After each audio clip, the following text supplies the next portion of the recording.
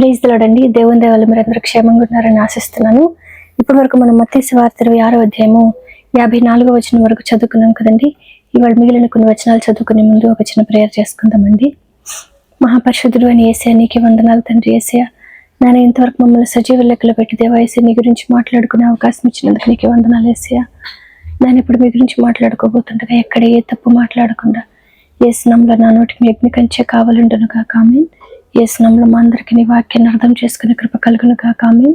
యేసు నామములో అడుగుచున్నాం తండ్రి. ఆమేన్. ఇప్పటి వరకు మనం తెలుసుకున్నాం కదండి, యేసయ్యతో 3.5 సంవత్సరాలు కలిసి జీవించిన యేసయ్య యొక్క శిష్యుడైన యూదా తనకున్న ధనాశ వలన తనలోకి ప్రవేశించిన సాతాను ప్రేరేపణకి లోబడి యేసయ్యని ప్రధాన యాజకులకి అప్పగించడానికి సిద్ధపడ్డాడు కదండి.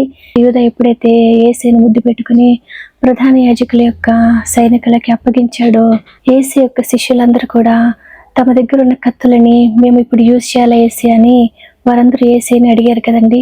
అయితే యేసయ్య సమాధానం చెప్పే లోపలనే పేతురు ఏం చేశాడండి, పేతురు సైనికులలో ఒక సైనికుని కొట్టి అతని చెవిని నరికాడు అనేసి ఉంటుంది కదండి. అప్పుడు యేసయ్య పేతురుని కోపడ్డారు కదండి. ఎందుకంటే తాము శోధనలు పడే అవకాశము మిగిలిన శిష్యులకి ఉన్నప్పటికీ కూడా వారెవరు ఆ శోధనలు పడలేదు, కానీ పేతురు మాత్రము పడిపోయాడు కదండి. పడిపోయినప్పుడు యేసయ్య పేతురుని కనీసం ఈ శోధనని సహించు అనేసి గద్దించారు కదండి. తర్వాత ఏం జరిగిందో మనం చూద్దామండి. మత్తయి సువార్త 26వ అధ్యాయము 55వ వచనము. ఆ గడియలోనే యేసు జనసమూహములను చూచి, బందిపోటు దొంగ మీదకి వచ్చినట్టు కత్తులతోనూ గుదియలతోనూ నన్ను పట్టుకుని వచ్చితిరా? నేను అనుదినము దేవాలయములో కూర్చుండి బోధించుచున్నప్పుడు మీరు నన్ను పట్టుకునలేదు. అయితే ప్రవక్తల లేఖనములు నెరవేరునట్లు ఇదంతయు జరిగేనని చెప్పెను. అప్పుడు శిష్యులందరూ ఆయనను విడిచి పారిపోయిరి. యేసును పట్టుకునిన వారు ప్రధాన యాజకుడైన కయప యొద్దకు ఆయనను తీసుకుని పోగా అక్కడ శాస్త్రులను పెద్దలను కూడి ఉండిరి.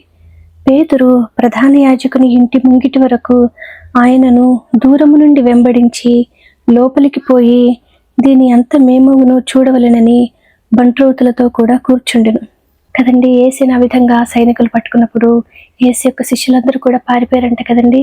కానీ పేతురు మాత్రం యేసుని దూరం నుంచి వెంబడిస్తూ ప్రధాన యాజకుని ఇంటి దగ్గర దాకా వచ్చేసాడంట కదండి.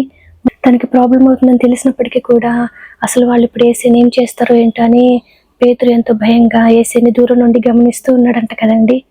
పేతురు యేసుని ఎంతో ప్రేమించాడు కదండి. మరణం వరకు కూడా యేసుకి నమ్మకంగా ఉండాలని ఆశ పేతురులో ఉన్నప్పటికీ కూడా మరణం ఎదురవగానే పేతురు భయపడ్డాడు కదండి. పేతురు భయపడ్డాడని యేసయ్య పేతురుని విడిచిపెట్టలేదు కదండి. యేసయ్య పేతురుకి ఎన్నో అవకాశాలు ఇచ్చారు కదండి.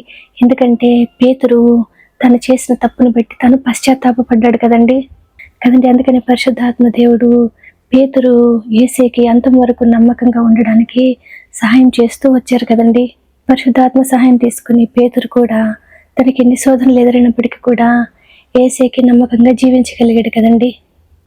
అదేవిధంగా మనం కూడా పడిపోయిన స్థితిలోనే అదే విధంగా మనం ఉండకుండా మనం కూడా పశ్చాత్తాపడి యేసయ్యని క్షమాపణ అడిగితే యేసయ్య మనల్ని క్షమిస్తారు కదండి. మనల్ని ఎప్పుడైతే యేసయ్య క్షమించారో పరిశుద్ధాత్మ దేవుడు మనకి సహాయం చేస్తారు కదండి. పరిశుద్ధాత్మ దేవుని సహాయం తీసుకుని యేసయ్యకి అంతం వరకు నమ్మకంగా జీవించే కృప యేసు నామములో మనందరికీ కలుగును గాక. ఆమేన్. యేసు నామములో మనందరికీ సమాధానం కలుగును గాక. ఆమేన్. ఇప్పటి వరకు మనం చదువుకున్నాము మత్తయి సువార్త 26వ అధ్యాయము 55వ వచనం నుంచి 58వ వచనం వరకు వాక్యాన్ని అర్థం చేసుకునే కృప యేసు నామములో మనందరికీ కలుగును గాక. ఆమేన్. Praise the lord.